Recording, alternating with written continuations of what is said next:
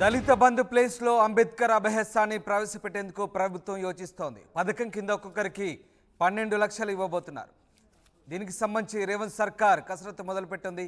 త్వరలోని కొత్త guide lines ఇవ్వబోతున్నారు. ఇక కలెక్టర్ల ఆధ్వర్యంలో లబ్ధిదారుల ఎంపిక ఉండబోతున్నట్టుగా తెలుస్తుంది.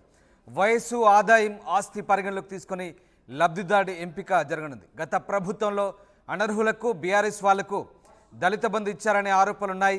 10 లక్షల్లో ఎమ్మెల్యేలు సగం తీసుకున్నారని విమర్శలు వచ్చాయి. ఈసారి పకడ్బందీగా పథకం అమలుకు ప్రణాళికలు రచిస్తున్నారు. మొత్తం మీద గత ప్రభుత్వం హయాంలో ఉన్నటువంటి దళిత బంధును మార్చే ప్రయత్నం చేస్తున్నారు. దళిత బంధు స్థానంలో అంబేద్కర్ అభయహస్తాన్ని కొత్త పథకాన్ని ప్రవేశపెట్టే ఆలోచనలో ప్రభుత్వం ఉన్నట్టుగా తెలుస్తుంది. అయితే ఈ పథకం కింద ఒక్కొక్కరికి 12 లక్షలు ఇచ్చేందుకు యోచిస్తున్నట్టుగా తెలుస్తోంది. ఇందుకు సంబంధించి రేవంత్ సర్కార్ కసరత్తు కూడా మొదలుపెట్టింది. త్వరలోనే కొత్త నిబంధనలు ప్రవేశపెట్టబోతున్నారు. కలెక్టర్ల ఆధ్వర్యంలో లబ్ధిదారుల ఎంపిక కూడా ఉండబోతోంది. వయస్సు, ఆదాయం, ఆస్తి పరిగణలోకి తీసుకొని లబ్ధిదారుడి ఎంపిక ఉండేన్నట్టుగా తెలుస్తోంది. గత ప్రభుత్వంలో ఈ స్కీమ్ పక్కదారి పట్టింది. అనర్హులకు, బీఆర్ఎస్ వాళ్ళకి దళిత బంధు ఇచ్చారని ఆరోపణలు వచ్చాయి. 10 లక్షల్లో ఎమ్మెల్యేలు సగం తీసుకున్నారని విమర్శలు కూడా వచ్చాయి. అయితే ఈసారి అలాంటి ఇబ్బందులు కలగకుండా పకడ్బందీగా పథకం అమలుకు ప్రణాళికలు ప్రభుత్వం రచిస్తున్నట్టుగా తెలుస్తోంది. మధు జైన్ అవుతున్నారు. మధు, దళిత బంధు స్థానంలో అంబేద్కర్ అభయహస్తం పథకాన్ని ప్రభుత్వం ప్రవేశపెట్టబోతున్నట్టుగా తెలుస్తోంది. దీనికి సంబంధించి ఎట్లాంటి కసరత్తు సాగుతోంది? ఎప్పట్లోగా ఈ పథకాన్ని అమలు చేసే అవకాశం ఉంది?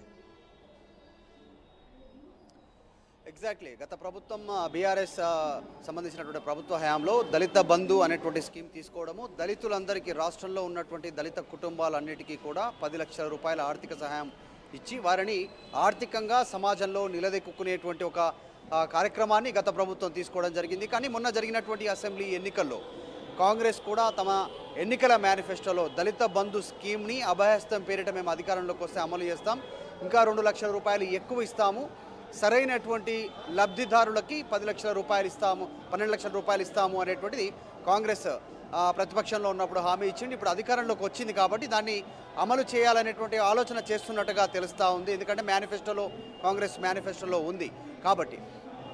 గత ప్రభుత్వ హయాంలో, బీఆర్ఎస్ ప్రభుత్వ హయాంలో ఆర్థిక స్థితిగతులను ఏమాత్రం పరిగణలోకి తీసుకోకుండా దళితులందరికీ, దళిత కుటుంబాలందరికీ కూడా 10 లక్షల రూపాయలు ఇవ్వడానికి, అంటే వాళ్ళు ఏ పొజిషన్లో ఉన్న ఆర్థికంగా, ప్రభుత్వ ఉద్యోగులైనప్పటికీ ఇంకా ఇతరత్ర ఆర్థికంగా బలమైనటువంటి పరిస్థితుల్లో ఉన్నప్పటికీ కూడా అందరికీ 10 లక్షలు ఇవ్వడానికి నిర్ణయం తీసుకోవడం జరిగింది.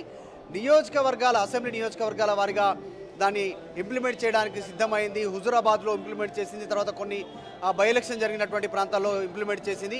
ఈ బాధ్యత అంతా కూడా స్థానికంగా ఉన్నటువంటి స్థానిక ఎమ్మెల్యేలకే ఇవ్వడం పైన దానిపైన తీవ్రమైన విమర్శలు వచ్చాయి నిజంగానే. సో ఇప్పుడు వీళ్ళు దీన్ని క్షేత్రస్థాయిలో పరిశీలించిన తర్వాత అసలైన లబ్ధిదారులకి అందజేయాలనేటువంటి నిర్ణయం తీసుకోవడం జరిగింది. వీటికి ప్రధానంగా గ్రామ సభల ద్వారా ఎన్నిక ఉండాలి. తద్వారా కలెక్టర్ల ఆమోద ముద్ర తీసుకున్న తర్వాత వారికి దళిత బంధును 12 లక్షల రూపాయలు అర్హులైన కుటుంబ సభ్యులకి, ఎస్సీ ఎస్టీలకి అభయహస్తం పేరిట వాటిని అమలు చేస్తూ ఆర్థికంగా వారికి చేయూతనివ్వాలనేటువంటిది కాంగ్రెస్ ఆలోచన చేస్తూ ఉంది. దీనికి సంబంధించిన నిధుల సమీకరణ కావచ్చు, ఏ రకంగా ఇంప్లిమెంట్ చేయాలనే దానిపైన దృష్టి పెట్టనుంది. ఇక ఎవరైతే ఆర్థికంగా, అంటే వారికి సమాజంలో ఆర్థిక స్థితిగతులు బాలేవో వారకంగా ఆధార్ కార్డు, స్థానికత, రేషన్ కార్డు, తర్వాత ప్రభుత్వం ఇచ్చేటువంటి ఆదాయ ధృవీకరణ పత్రం, వీటన్నిటినీ దృష్టిలో పెట్టుకొని వాటిని దృష్టిలోకి తీసుకున్న తర్వాత అభయహస్తం పేరిట 12 లక్షల రూపాయల నగదును అత్యంత దారిద్ర్య రేఖకు దిగువ ఉన్నటువంటి వారికి ఇవ్వడానికి కాంగ్రెస్ కృషి చేస్తా ఉంది. దీనిపైన గతంలో ఎమ్మెల్యేలు ఎక్కువగా సగం సొమ్ము తీసుకున్నారనే ఆరోపణలు వచ్చి, అందులో ముఖ్యంగా బీఆర్ఎస్ కార్యకర్తలకి ఎక్కువ స్థాయిలో లబ్ధి పొందారనే ఆరోపణలు. సో ఎట్లాంటి అమలుకు సంబంధించి ఎట్లాంటి పకడ్బందీ చర్యలు తీసుకోబోతున్నారు? అలాగే ముఖ్యంగా 12 లక్షలు అంటున్నారు, మరొక 2 లక్షలు పెంచారు. ఇదంతా ఎప్పట్లోగా దీనికి సంబంధించి అమలుకు సంబంధించి ఎప్పట్లోగా ప్రణాళికలు రచిస్తుంది ప్రభుత్వం?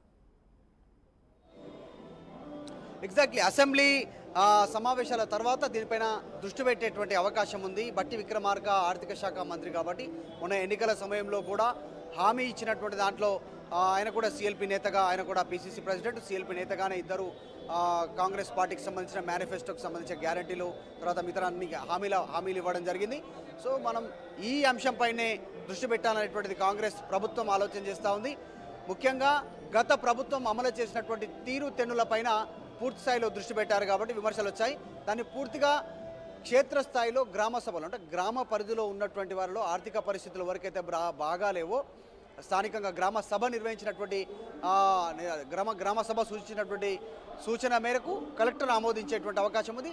ఎవరైతే లబ్ధిదారులు ఉన్నారో డైరెక్ట్గా వారి బ్యాంక్ అకౌంట్లో ట్రాన్సాక్షన్ అయ్యేలాగా, బ్యాంక్ అకౌంట్లోకి ట్రాన్స్ఫర్ అయ్యేలాగా అమౌంట్ 12 లక్షలు అనేటువంటిది ఎన్ని విడతల వారీగా చేస్తారు, దీనికి సంబంధించినటువంటి విధి విధానాలు ఏంటి అనేటువంటి దానిపైన దృష్టి పెట్టేటువంటి అవకాశం ఉంది. ప్రస్తుతానికి మాత్రం మేనిఫెస్టోలో ఇచ్చినటువంటి అంశాన్ని అమలు చేయాలి అనేటువంటి దిశగా దీనిపైన ఆలోచన చేస్తున్నట్టుగా తెలుస్తూ ఉంది. బట్టి విక్రమార్క దీనిపైన దృష్టి పెడుతున్నట్టుగా తెలుస్తూ ఉంది. ముఖ్యమంత్రి కూడా దీనిపైన దృష్టి పెట్టేటువంటి అవకాశం కనిపిస్తూ ఉంది. ఇప్పటికే ఇచ్చిన 6 గ్యారెంటీల అమలు కోసం కావచ్చు, రైతు రుణమాఫీ కోసం కావచ్చు, రైతు బంధుకు సంబంధించినటువంటి స్కీమ్కి సంబంధించిన కావచ్చు, రైతు భరోసా పేరిట దాన్ని కూడా చేంజ్ చేశారు. కాబట్టి వీటన్నిటిపైన దృష్టి పెడుతున్నారు. కలెక్టర్ల ఆధ్వర్యంలో లబ్ధిదారుల ఎంపిక ఉండబోతున్నట్టుగా తెలుస్తుంది. వయసు, ఆదాయం, ఆస్తి పరిగణలోకి తీసుకొని ఈ ఎంపిక ఉండబోతుంది. గత ప్రభుత్వంలో అనర్హులకు, బీఆర్ఎస్ వాళ్లకు దళిత బంధు ఇచ్చారనే ప్రధాన ఆరోపణలు ఉన్నాయి. ఇక 10 లక్షల ఎమ్మెల్యేలే సగం తీసుకున్నారనే ఆరోపణలు కూడా వచ్చాయి.